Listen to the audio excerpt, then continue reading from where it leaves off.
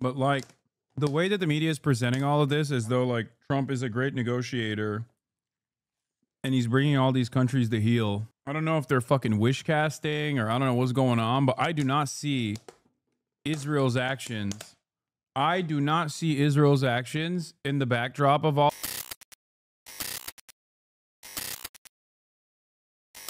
All right. If there is an image to define this trip so far, well, this is it. A surprise for sure, and such a reflection of the quirks of history. Because Ahmed al-Shara is now the Syrian president, but he was an Islamist commander, aligned to al-Qaeda, a militant who fought the Americans in Iraq, jailed by them in the notorious Abu Ghraib prison. There was no sound on the images released, and so we don't know what they said, but as an indication of what seems uncharacteristically to be Donald Trump's message here of cooperation, opportunity, looking forward, it had all that. But you have to stay down. You have to stay down. I'm working with you. There is a tussle on this trip. He has to stand. Down. To decipher what the American president is up to here. Because at face value, we're getting a fresh vision of his foreign policy worldview. And it is at odds with Trump, the disruptor.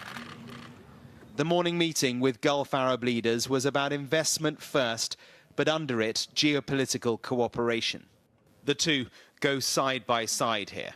And I think things... And after the opulence and business deals of day one, it was more about the diplomacy on day two.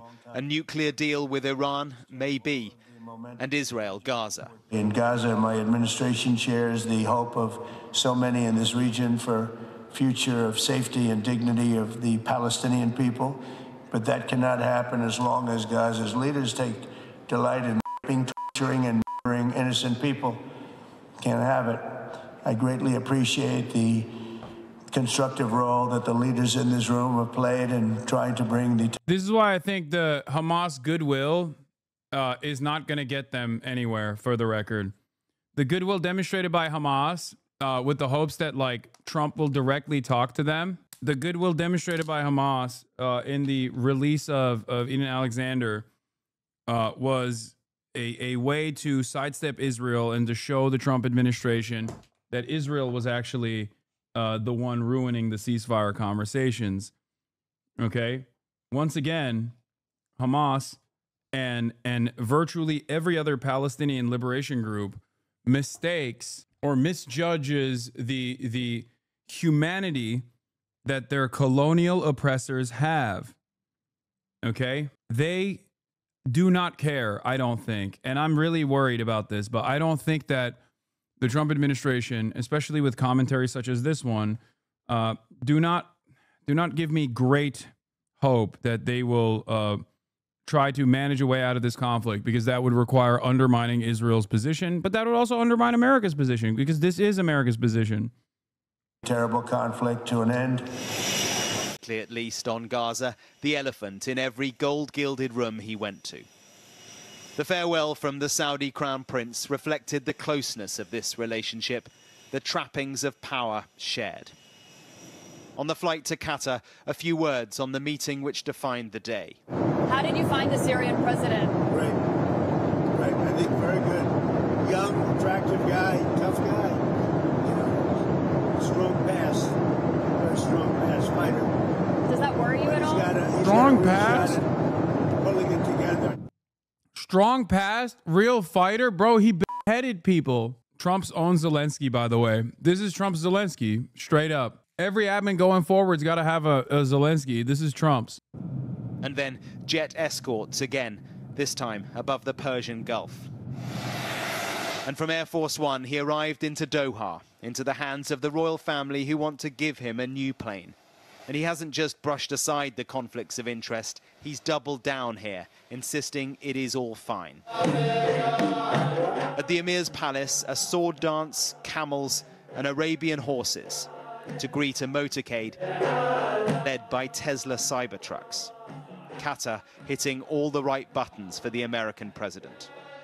But beyond all that, this leg of the trip is less about trade and about money and more about geopolitics, because Qatar has proved itself to be a country that's capable of doing delicate diplomatic deals in a way that few other countries can.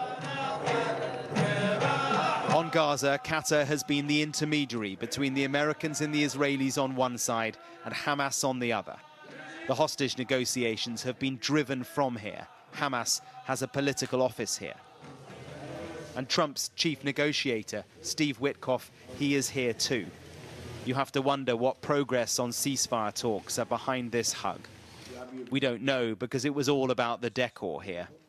As a construction person, I'm seeing perfect marble. This is what they call perfecto. Then a hint on another challenge and the prospect of a Zelensky-Putin meeting this week. I know you're very much involved in helping us in other regions like what's happened, etc. And I think we're having some pretty good news coming out of there today and maybe tomorrow and maybe Friday, frankly. But we'll see about that. The evening, as it was last night, was a state dinner for the American president and his guests. Mark Stone, Sky News, in Doha.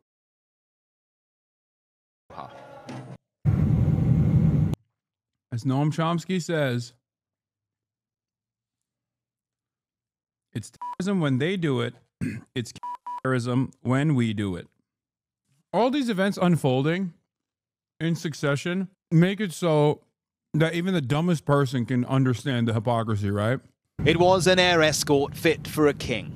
Saudi fighter jets flanking Air Force One on the president's approach into a place where he feels comfortable. If the Saudi-US relationship has had its ebbs, well, it feels now like it's flowing. Down to the tie with the carpet, there is a match between this president and the crown prince here to... Purple carpet is significant because it's the royal color. And they even gave him the highest honor that the kingdom can offer to anyone. Greet him. Just as he did in his last term, Donald Trump has chosen Saudi Arabia again for his first major foreign trip. Now, though, they are two leaders more confident, more powerful, more self-assured, and they see opportunities and money. This was the full Saudi welcome from a country transformed so fast, where change that took Western nations centuries has happened here in one generation. You got a 21 gun salute and shit. Like, they got a mobile McDonald's for them in Riyadh. They brought in a mobile McDonald's truck. There's all of them. You're f***ing with us? No, nothing I said is a joke. It sounds like a joke, but it's not. Trump the president was here, but so too was Trump the businessman. In a gilded palace and with America's most successful CEOs with him, he must have felt quite at home. The so-called tech bros had traveled thousands of miles to be here. The richest man in the world, Elon Musk, and the man shaping AI, Sam Altman, among a long list of founders and CEOs from some of the world's biggest companies here for investment. Because symbiosis is what all this is about. It's about what America can offer Saudi Arabia, but now more than ever, it's about what the Saudis can do for America. And so the signing ceremony was the first order of the day, and the jewel in the crown, a $600 billion strategic deal with the Saudis, including the largest defense sales agreement in history, we're told. This is, of course, a relationship that stretches back many, many decades through consecutive presidencies and one royal family. I'm not going to say what America deserved. I'm not going to say it. But, like, the way that the media is presenting all of this as though, like, Trump is a great negotiator and he's bringing all these countries to heel. I don't know if they're fucking wish casting or I don't know what's going on, but I do not see Israel's actions. I do not see Israel's actions in the backdrop of all of this as in any way, shape, or form conciliatory to the very reasonable demands being made by Hamas. And I don't hear a lot of criticism from at least Saudi leadership about said actions. As I've told you before, MBS does not give a shit about the Palestinians. He actually sees the Palestinians as a nuisance, getting in the way of his deals that he wants to make openly with Israel. But it feels now to be more important and with more opportunity than ever before. The president got the trip down memory lane as he arrived at the investment forum. Inside, the soundtrack was his, playing now in Riyadh, and with a smattering of MAGA hats. The American cabinet, the Saudi royal court, and the billionaires' front row. You achieved a modern miracle, the Arabian way. That's a good way. For his speech of the day. And it's There's something so funny about Witkoff sitting there. If you know his background, you understand the dark humor in this. Virtually all of Witkoff's, or not Witkoff, sorry, fucking Lutnick. I said Witkoff, I apologize. I'm actually talking about Lutnick, Howard Lutnick. If you know anything about the background of Howard Lutnick, you know that the people, if you know anything about 9/11, or specifically about Howard Nutlick, the people in that room have direct involvement with virtually every single person that he knows dying on 9/11, including his brother. But of course, ever the great deal maker, Howard actually found a way to capitalize on the death and destruction that the company that he was a part of, the company that he actually had seized control of, experienced, including his brother dying, and made a lot of money off of suing the airlines for allowing 9/11 to happen. He then took away a big chunk of the trial awards away from people in his company that needed it, and the family members that needed it.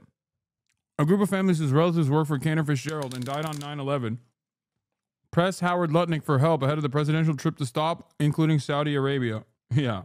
Okay, good luck. Yeah, he's really doing that here. Cantor Fitzgerald was the Wall Street bank that Howard Lutnick was in charge of that lost like 700 people on 9/11.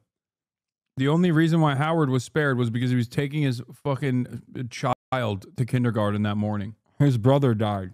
He then turned around and successfully sued the airlines for their responsibility of 9/11 happening. Won hundreds of millions of dollars. And then instead of distributing those resources, those dollars evenly with the rest of the families of the victims from Cantor Fitzgerald, he pocketed large chunks of it. He distributed the awards from the said trial by share in the company. A fucking real freak through and through. Court and the billionaire. That's a good way. For his speech of the day. And it's crucial for the wider world to note this great transformation has not come from Western intervention, giving you lectures on how to live and how to govern your own affairs. Instead, the birth of a modern Middle East has been brought by of the region themselves. Well, that was a pretty remarkable speech. Despite the tariffs and the upending of the world order that we've seen over the past few months, the message there was that America is open for business, politically, economically, ready to build bridges, put differences to one side, and work with all countries in this region, even Yemen, Syria, and Iran. A key headline was Syria.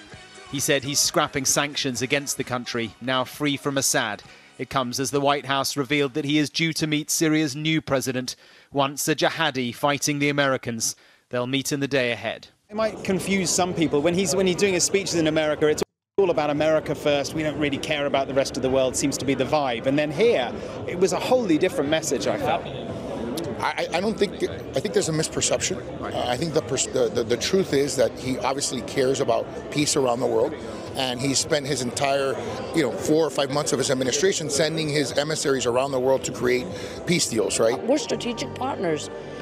They need us and we need them. I mean, that's just the way the ball rolls. The evening was the state banquet. The morning will bring the diplomacy. He'll meet key Arab leaders before travelling on to Qatar, where they will surely try to outdo the spectacle today. Mark Stone, Sky News. Yes, the mayor of Miami was there. No, that's not true. He literally took care of every single family. He took care of every single family. I don't know why he's saying that, because I know. No, he set up a fucking 501c3 for the victims. But it is not a lie that he took the lion's share of the fucking awards from that trial. He distributed it by, literally, he distributed it by shares, which he happened to have the most of. I don't care about your personal involvement with Howard Lutnick. Every single thing I said is correct. No, it's not Lutnick in the chat. So what he lost the most to seems reasonable? That's hilarious. Okay, dude. In Riyadh. The latest now on President Trump arriving in Qatar this morning, the second stop of his 4-day trip to the Middle East, where he's mixing diplomacy with business deals. Chief White House correspondent Mary Bruce traveling with the president. Good morning, Mary. Good morning, Georgia. President Trump now on the second leg of his visit here in the Middle East, here in Doha. But before leaving Saudi Arabia early this morning, the president having an historic visit with the new president of Syria, the first by an American president in more than 2 decades.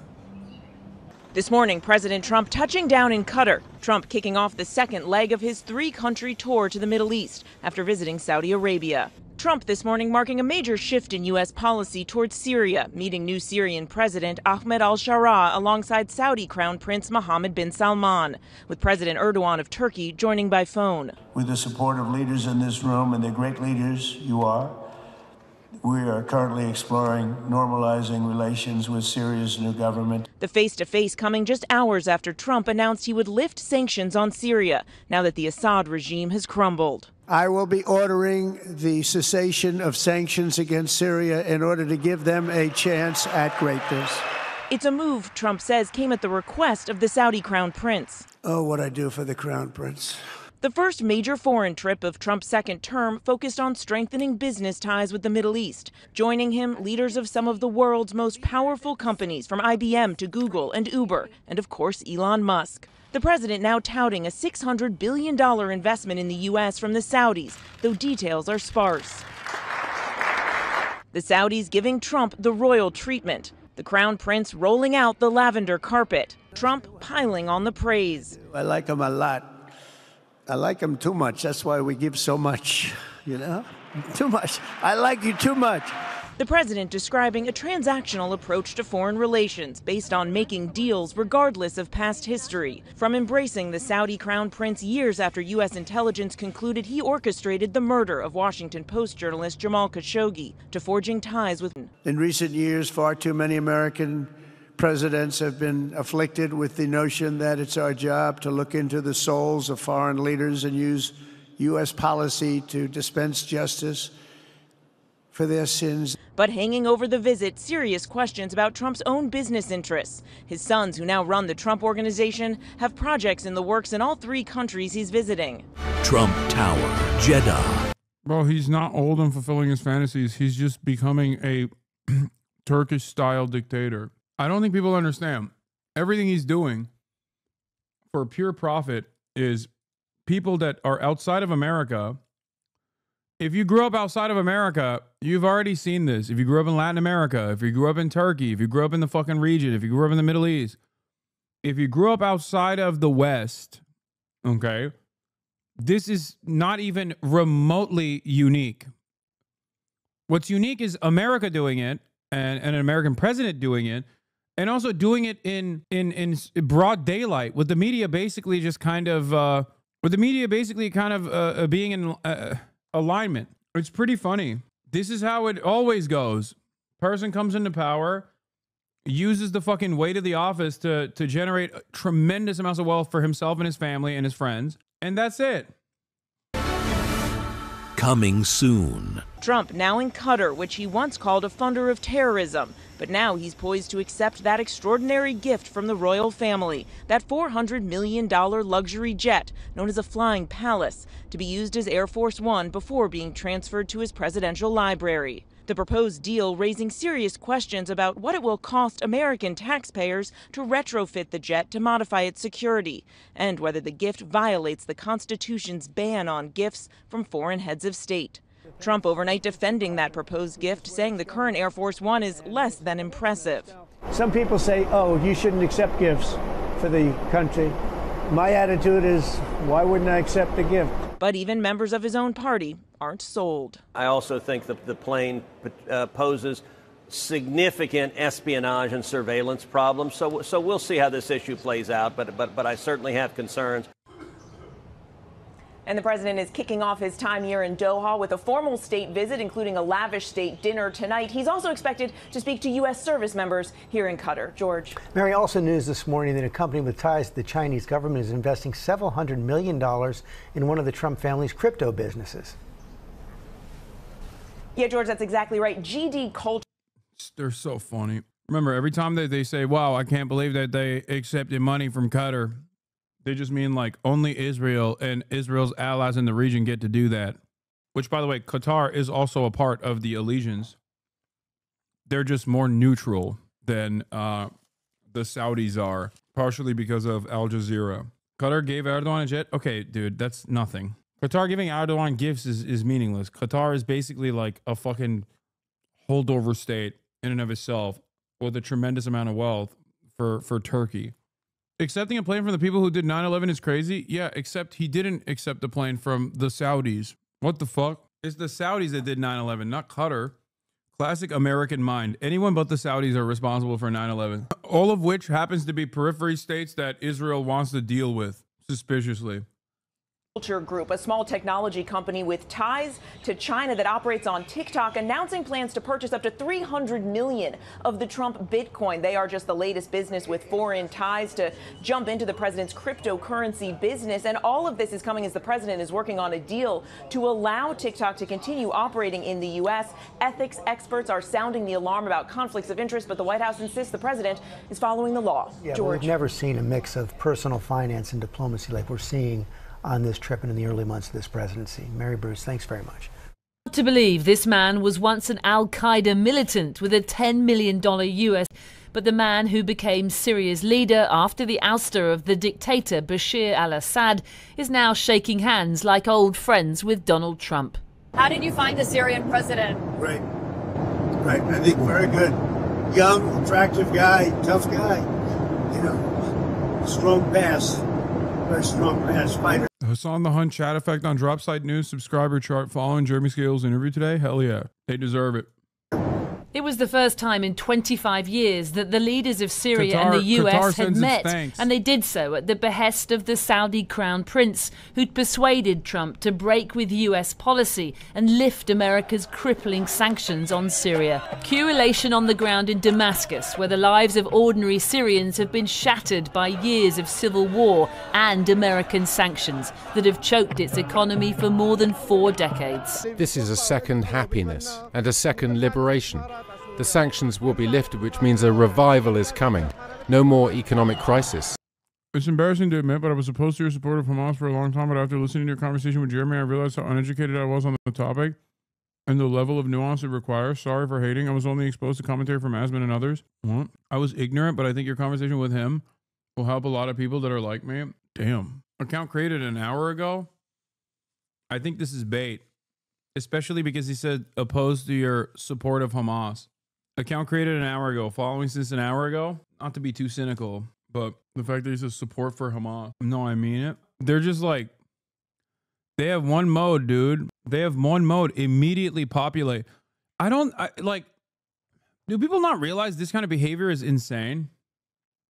I don't get it. Do people not fucking realize that behaving this way, when you see someone that you don't like, that you don't agree with, and your first interaction is to, one, have a bunch of fucking like old ass videos of them that are either clipped out of context or been addressed a million times over from like a decade plus, like 12 years ago, that you've saved on your phone so you can immediately reply, you know? It's so weird.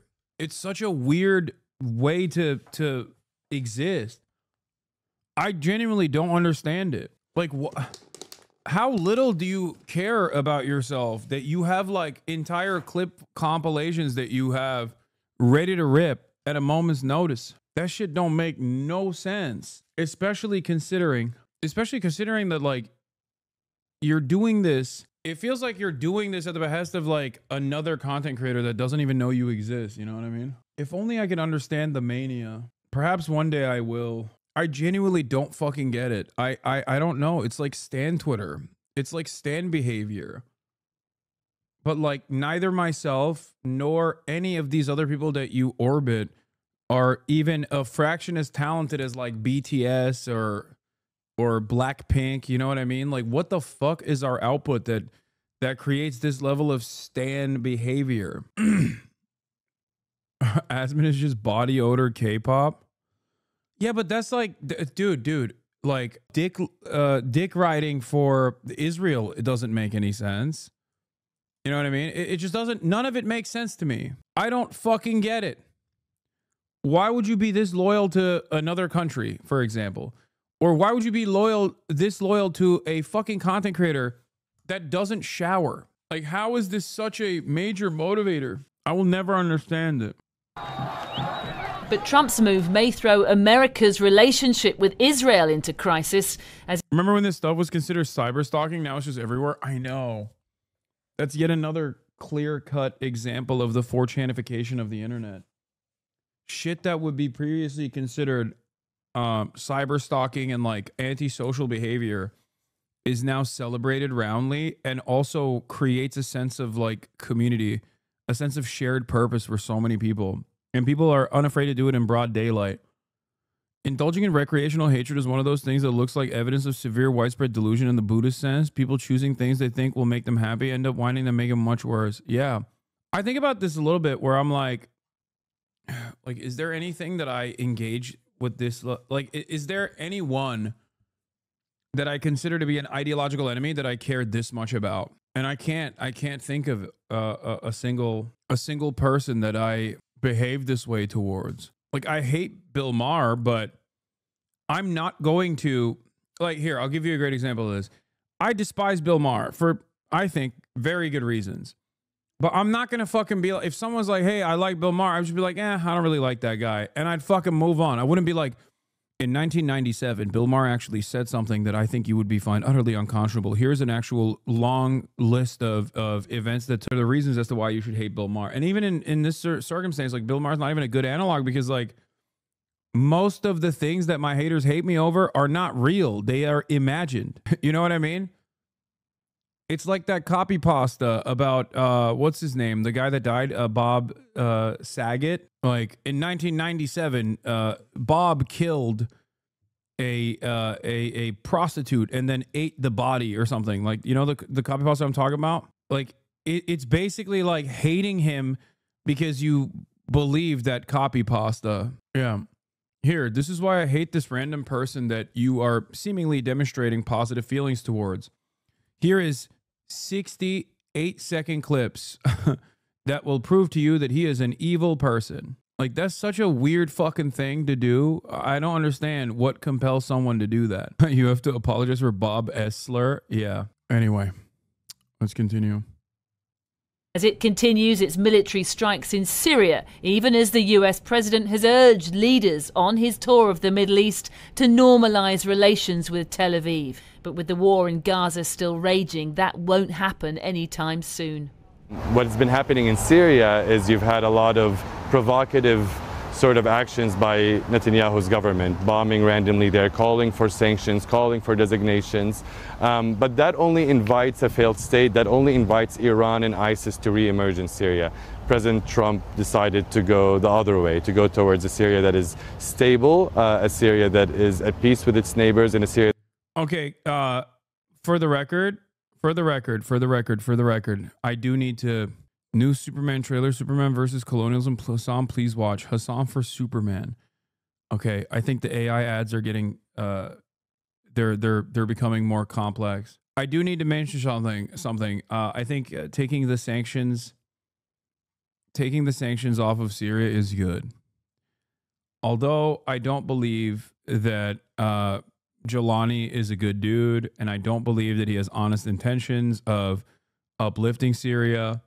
And I do think that he is simply a person that will allow the partitioning of different parts of Syria. North Syria goes to Turkey, South Syria goes to Israel, and a person that will maintain all the smoke for other ethnic minorities, but also simultaneously ensure that Syria never falls into the sphere of Iranian influence ever again, so that it can be used as a placeholder or a part of the supply chain for Hezbollah. And ultimately, I don't have a lot of good opinions about him.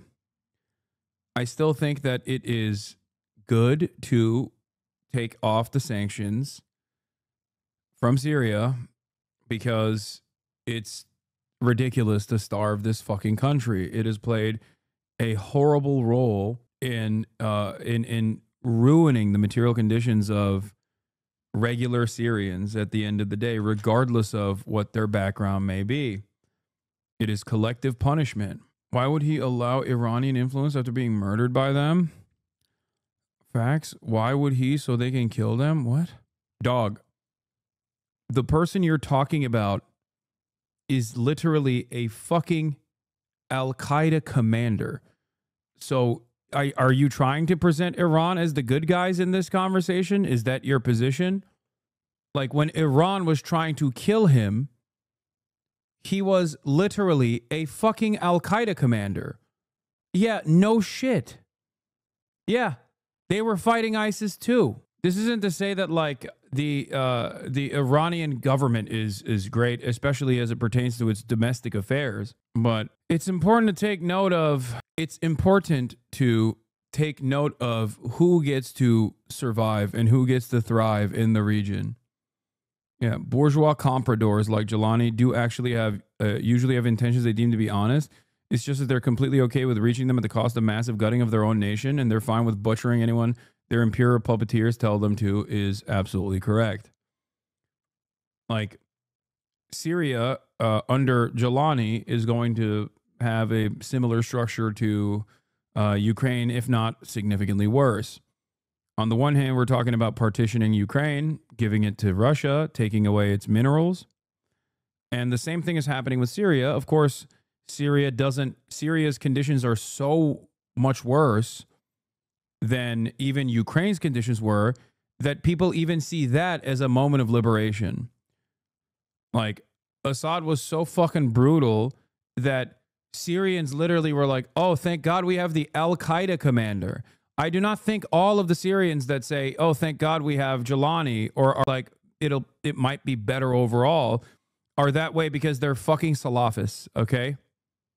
I don't think all Sunni Syrians are operating with Salafist tendencies, okay? But the conditions were so horrible for everyday fucking Syrians that they literally are like, well, maybe the Al-Qaeda guy under the watchful gaze of America as a bourgeois comprador will be better than unlimited sanctions and a government that basically is occupying the country. Okay, I'm Syrian, and this billboard is crazy to see in Damascus. Yep.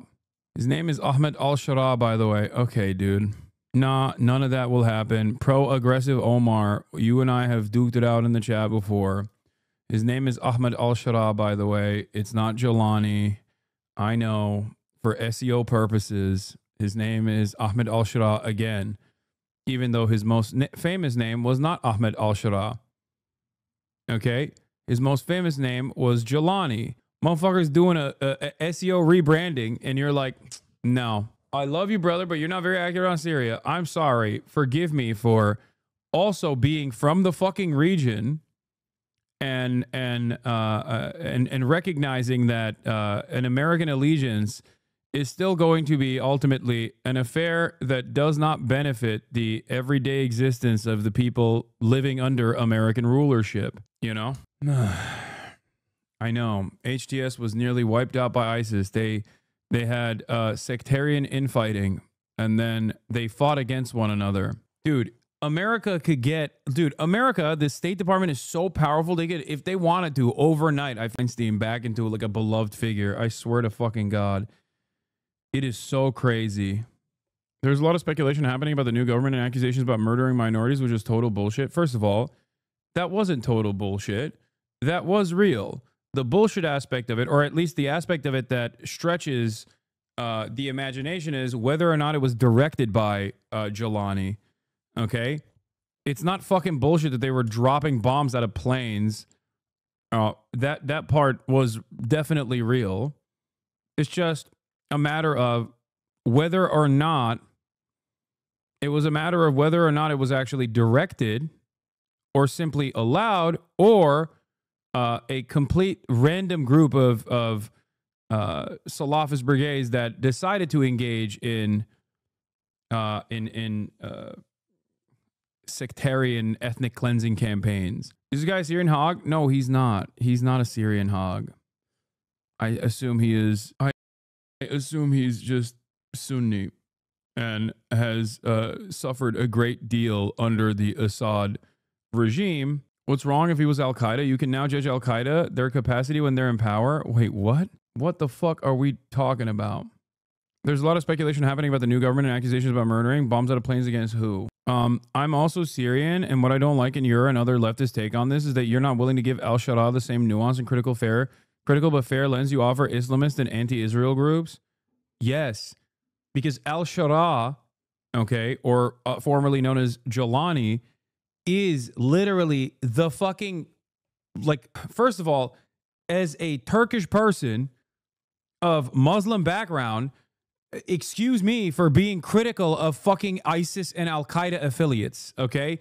Whether they were a part of Al-Qaeda or ISIS, or whether they were a commander of Al-Qaeda or ISIS at any point in their fucking careers, okay, of terrorism, yeah, it's going to hit a little different, don't you think? Because half of my commentary revolves around, unironically, explaining to dumb fuck Westerners that no, Muslims are not like Al-Qaeda and ISIS.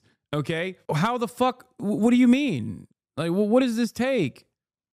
You are making that comparison now. You're like, oh well, you have a real critical lens on Al-Qaeda, and you don't offer it grace. Sounds fucking insane, especially as you try to package, but in a progressive way, I guess, Al-Qaeda and fucking Hamas or Palestinian Islamic Jihad. Being Al-Qaeda in Syria is different than being Al-Qaeda on Turkey. Let's be real. No, being Al-Qaeda in Syria is the same as being Al-Qaeda everywhere. What? I don't even agree with the Turkish involvement in Syria either. The fuck? Comparing national emancipatory movements that have literally never operated outside of occupied historic Palestinian territory to groups that are literally fucking vagabonds and psychopathic, bloodthirsty monsters that go all around the region to behead motherfuckers and engage in sectarian ethnic cleansing is psychotic. Okay? That is insane. What the fuck is going on? What is happening? It's the same shit with even the fucking Houthis. A lot of people love talking about Hezbollah and criticize it aggressively for its actions in Syria in cooperation with the Assad regime. Why is that a big deal? It's a big fucking deal, despite who the Hezbollah militancy was fighting against, which is usually Salafist brigades and ISIS and Al-Qaeda. The reason why it's a big deal is because Hezbollah is supposed to also be a national emancipatory movement, but they extended their reach outside of the borders of Lebanon. That was a major point of contention for a lot of fucking Sunni Muslims in the area. There's a big difference between being a national emancipatory movement that is dedicated to fighting against Western imperialism and a fucking group that just goes wherever suspiciously America's interests are represented perfectly. I saw someone on Twitter claim it's problematic to call the Uyghur foreign fighters in Syria Islamists. They are the most Islamists. What the fuck? They are. They literally, what are you talking about?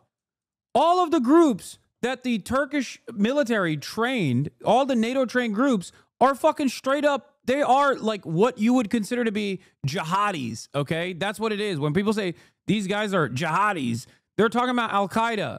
They're talking about ISIS. They're talking about the motherfuckers that are under the Turkish banner. What the hell? Anyway, I do think, why do some leftists feel the need to have the hottest take possible? No. The hot take leftist side in this is to offer firm and unconditional support to Assad, to make it seem like any kind of like Baathist in the region is actually a base secular a fantastic leader that is dedicated to fighting till the very end against American empire. That's what the base leftists, actually, the hot take that leftists have.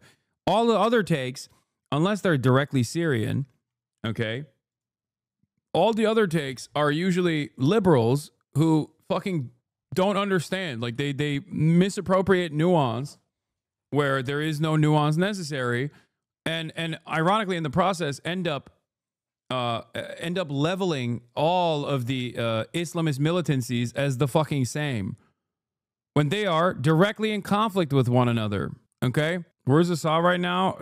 Probably being an optometrist in Moscow. I don't fucking know. Meanwhile, while this is happening, in the backdrop, this very same friendly former ISIS leader is allowing Israel to fucking bomb every part of Syria that they choose to, and also illegally occupy further into Syrian territory, establishing military positions inside of Syria, and also simultaneously allowing the very same to happen with the not permanent annexation or real annexation, but like a de facto annexation of northern Syria for Turkey.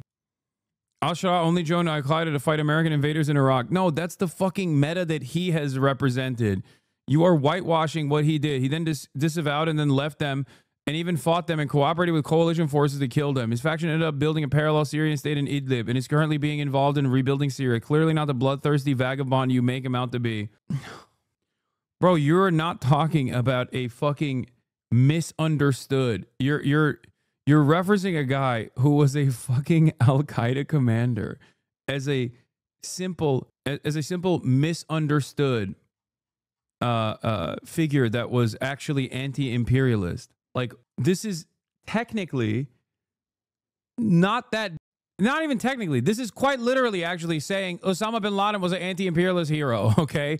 Like, it's not even technically. It's actually even worse now because at least the fucking Twin Towers are in America. This motherfucker was killing other Arabs in totally separate areas, by the way. He's like, yeah, I wanted to fight against American empire so hard, I just ended up killing as many other fucking Arabs as I possibly could. What kind of fucking argument is this? And for the record, I don't agree with Osama bin Laden either, okay? Make no fucking mistake. I'm trying to explain how fucking insane it is to make it seem like this is an understandable position. All of my dad's land in northern Syria is currently occupied by Turkish troops. What you were saying is correct. Yes. Okay. So Turkey's ambitions in the northern Syrian corridor, as a matter of national security, is to basically create muhtars, which is like a more rural governorship structure that exists in Turkey, that are either Turkish aligned, Turkish adjacent, directly Turkish, or speaks Turkish fluently. So what they are going to do is create regional managers that are still associated with the Turkish government and repopulate. Yeah, no, it's okay. He was only Al-Qaeda in Iraq. I just believed in him, in giving him a chance as a changed, less radicalized militiaman that ended up becoming the president of Syria. Now, whether you like it or not, dude, he did not become a less radicalized militiaman that ended up becoming the Syrian president. He was afforded that position. He was given that position by Western aligned and American forces. Okay? What the fuck? Yeah. We should have just made, we should have just made bin Laden the leader of Syria, I guess, you know? The take that he was only Al-Qaeda in Iraq is complete bullshit. You literally opened up the Syrian branch of Al-Qaeda called Al-Qaeda in Syria, the Al-Nusra Front. It was then rebranded to just Al-Nusra Front and then rebranded like 5 times later. And there was also sectarian infighting within Al-Nusra Front and other Salafist brigades as well. This doesn't mean that they were, you know, not fucking also uniquely evil in the jihadi sense that Americans always think about when they think about fucking all Muslims. Holy fuck. True, absolutely true. Now that he's here, what would you rather the U.S. and international community do? Also, there's literally no proof he was involved in any anti-civilian attacks in Iraq. Yeah, brother, Charles Manson also has no fucking, proof that he actually killed people. It wasn't him that directly killed people. Dude, he was the commander of Al-Qaeda. What are you saying? What is going on right now? What is happening? Hasan's so sad since the fall of Assad. Was there ever a point, bro, you on here trying to convince brainwashed socialists? I love I love that you also have to immediately resort to, oh, you must be pro-Assad. Like, yeah, no. Try to fucking adopt a position that I do not hold in an effort to justify your argument. Nice, dude. Why is Turkey supporting Pakistan against India? What's the ulterior motive? Turkey does what Turkey wants to do, okay? Don't question the Turkish government.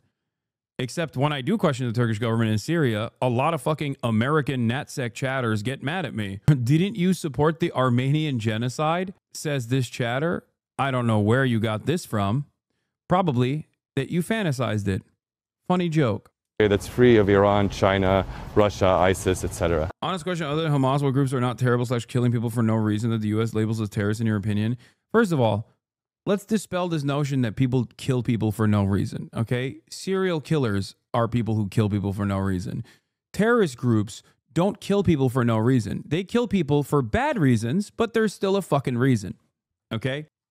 Just like America kills people, not for no reason, but for bad reason. But there's still a reason, okay?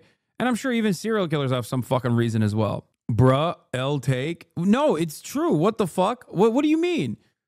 It's not like ISIS doesn't kill people for no reason. They kill people for a reason. It's just a horrifying reason, and I don't agree with it. I don't agree with the act of killing, and I don't agree with the reasoning behind it. But to say that there's no logical through line here is so fucking stupid. No one is learning anything from you explaining with chat arguments. Okay. Stretch. Okay. Sometimes terror groups kill civilians for, like I said, sectarian purposes. Other times they do it to create an environment of terror. Other times they do it for political purpose. Other times they do it as collateral damage in the process of killing military members. It depends. Anyway, let's continue with this. Then it was on to Qatar, dripping with oil and riches, and today a caravan of camels, a place that Trump 2.0 can't help but be drawn to. But it hasn't always been that way. The nation of Qatar, unfortunately, has historically been a funder of terrorism at a very high level. We have to stop the funding of terrorism. And yet here he was, sitting side by side with Qatar's leader, making nice. But we've been friends for a long time, and this is an outstanding man. But the Bro, you are so fake, Trump. You fucking fake piece of shit. You fake, phony piece of shit. Oh, we've been friends for a very long time. I loved when they were, what, funding terror by your own estimation? That's crazy. Meeting was less about foreign policy and more about business deals, as Trump announced Qatar would buy $200 billion worth of Boeing planes, though the White House said it was half that amount. It's the largest order of jets in the history of Boeing. That's pretty good. But there was only one jumbo jet story in town, the gifting of a $400 million luxury plane from Qatar that Trump insists he'd be a fool not to accept. They didn't mention that, but back home in D.C., Democrats and even some Republicans warned the gift will compromise national security. And I hope there are some serious people within the administration who take our national security seriously who will tell Trump he can't do this. But it's outrageous. I don't know that if we can have an honest appraisal of their human rights record and decisions on arms sales if we're receiving $400 million gifts from a country, so I'm not for it. But Trump just can't. I like that when Israel says jump, our politicians say how high. Like, by the end of this Middle Eastern tour, I feel like they're going to be like Qatar did October 7. Like, we must nuke Qatar. We must nuke Doha immediately. They were directly responsible. They did October 7. They were there. The fucking... The royals were there. I saw them. They were beheading babies and throwing them in ovens. Resist. How could he? Not when they're rolling out the full pomp of a state banquet in his honor. What's the harm of a palatial jumbo jet between friends? Yeah, 100 mil from Miriam Adelson is not bribery. That's something different.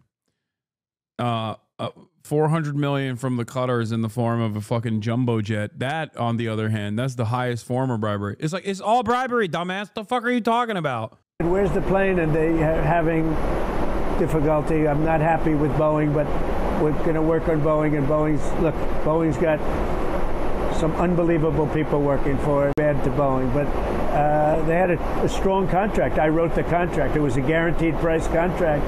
And if I wanted to, I could, hurt Boeing, and I don't want to hurt Boeing.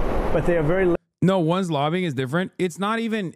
By the way, the funniest part about this, the funniest part about this is that Israel doesn't even get hit with a foreign agent registration. So it calculates totally differently. Its lobbying efforts are seen as domestic lobbying efforts.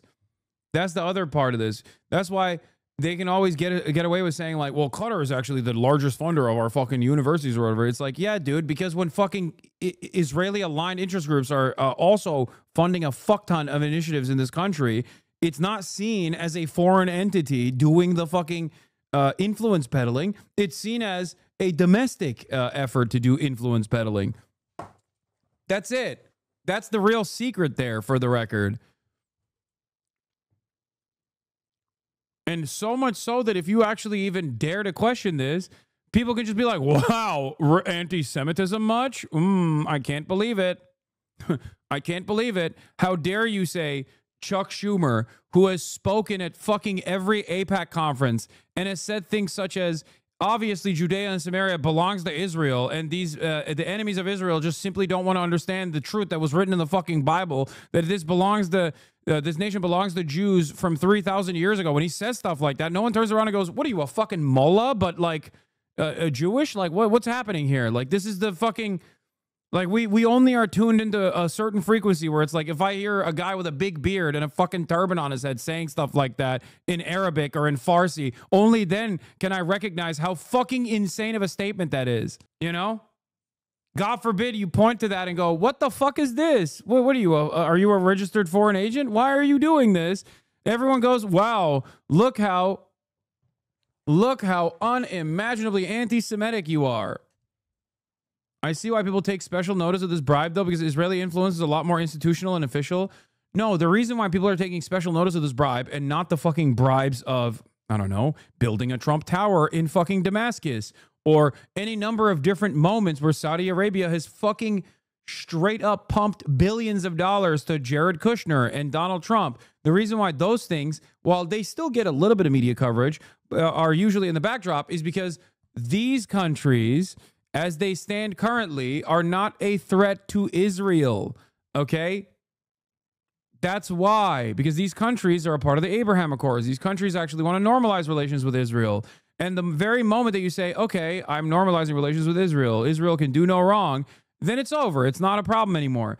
Qatar, on the other hand, which also wants to collaborate with Israel, obviously, as a regional actor, is still somewhat neutral to the Palestinians. Remember, I'm not saying they're fucking pro-Palestine. I'm not saying that they care about the safety and security of Palestinians at all, but they're neutral. And that is the reason why everyone freaks the fuck out about Qatar doing this, okay? It's the same reason as to why people freak the fuck out about Turkey and Israel being at odds in Syria. If you recall, right before Benjamin Netanyahu came to Washington, D.C., there was already like some conflict brewing in Syria because they had already partitioned Syria, and Erdogan had some different initiatives for Syria than Israel had for Syria. They had different designs for it, even though both of these parties, while still have like regional, they have some semblance of autonomy and have their own fucking regional interests.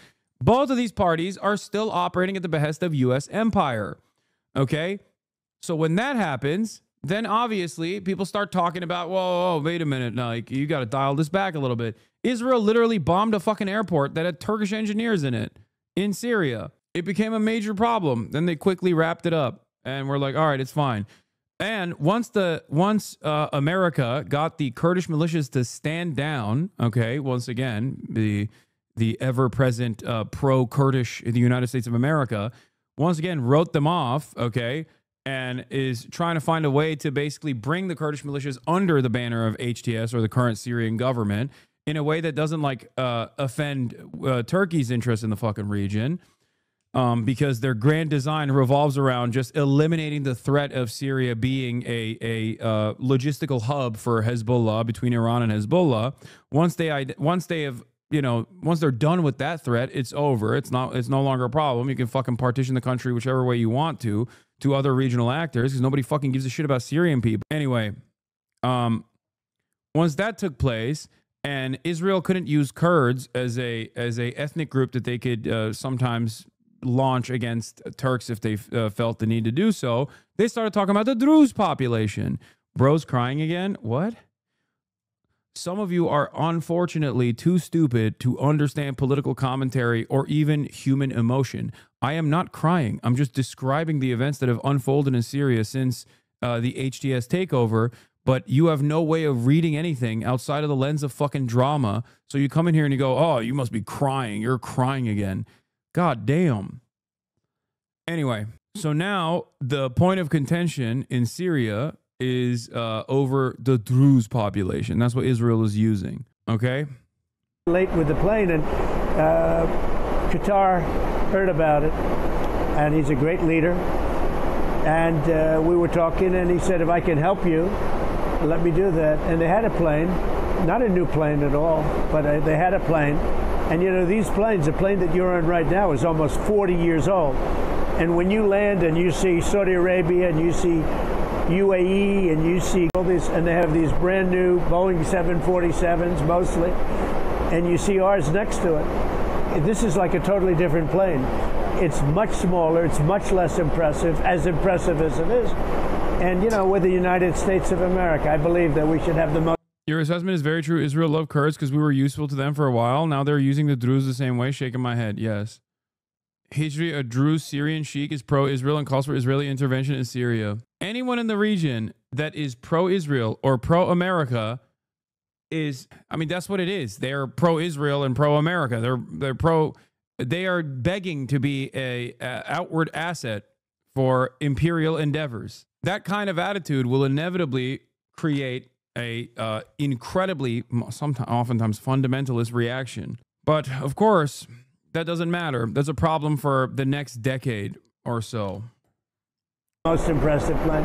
So anyway, so they said to me, we would like to, in effect, we would like to make a gift. You've done so many things, and we'd like to make a gift to the Defense Department, which is where it's going. And I said, well, that's nice. Now, some people say, oh, you shouldn't accept gifts for the country. My attitude is, why wouldn't I accept a gift?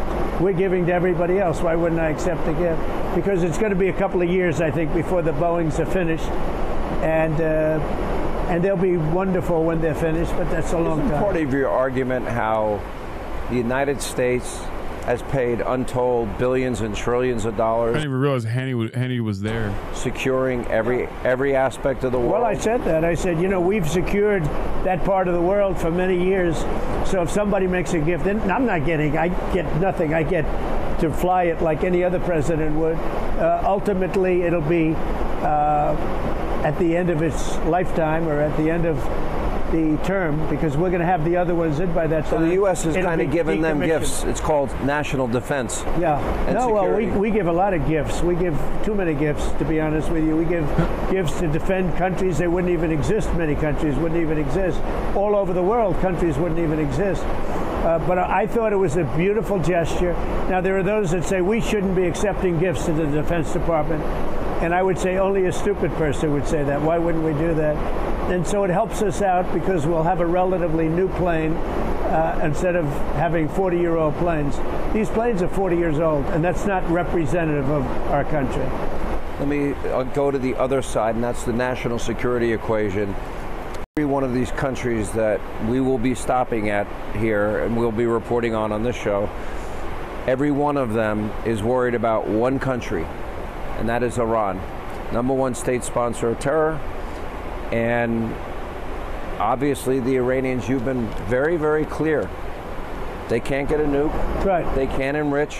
According to published reports, they could be 3 to 6 months away from being a nuclear power. There won't be a nuclear power. Let me just explain. I'm all for Iran. I want them to have a wonderful country and make a lot of money. They have great oil reserves. But if you remember, when I was president, Iran was broke because I placed secondary sanctions, meaning you couldn't buy, if you bought oil, you couldn't deal with the United States. And people make a lot of money dealing with the United States. So basically, they weren't selling any oil to almost anybody. It was down to a trickle, almost nothing. And by the time it all came about after a couple of years, Is it the Air Force One has 40-year-old parts? No, he's not wrong. Yes, a lot of planes are old. A lot of planes that you actually fly in are old, and their parts are old too. Some of their parts are. He just doesn't. I don't think he likes the aesthetic of Air Force One. That's what it is. That's simply all this is. They had no money. And they didn't have money for Hamas. They didn't have money for Hezbollah. They didn't have any money at all. And we had no threat. And when Biden came in, he took off the sanctions and he let them get very rich. And now they have $350 billion or more, which is a tremendous amount. They made great wealth. With oil, you make great money, great wealth quickly. And they have tremendous oil and tremendous reserves. By the way, nothing that Trump is doing in the region is America first. And ironically, it's Trump first. Okay? It's Trump first and Trump's family and friends first, which is what makes this situation really hilarious, because for a lot of Trump morons, like a lot of MAGA, they literally just think Trump is America and America is Trump. So when Trump does stuff that's like very openly self-serving, they go, hell yeah, brother, that's America first, baby. That's it. That's the whole point here. The entire point here is fucking Trump first, America first. That's what this is. And Biden freed because they're peasants? Oh, absolutely. Abso-fucking-lutely. Them up from what I did. And coming up, Louisiana Senator, our favorite senator, John Kennedy, will join us with reaction. A federal judge has just ordered. We covered this already. Georgetown researcher detained college student detained by ICE following a mistaken traffic stop. My life is here. They're still talking about the Qatar.